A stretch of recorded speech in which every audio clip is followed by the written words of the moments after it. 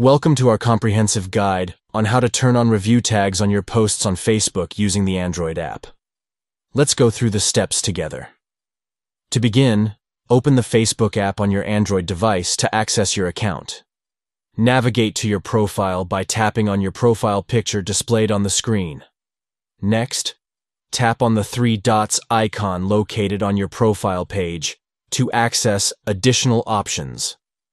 Select Review Posts and Tags from the Options menu to access the review feature for tags on your posts.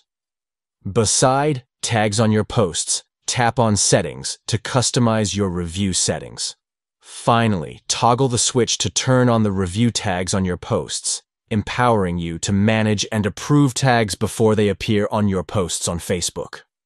By following these steps, you can enhance your control over the tags associated with your posts, ensuring a more personalized and curated experience on Facebook.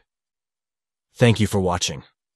We hope this guide has been informative in demonstrating how to turn on review tags on your posts on Facebook using the Android app.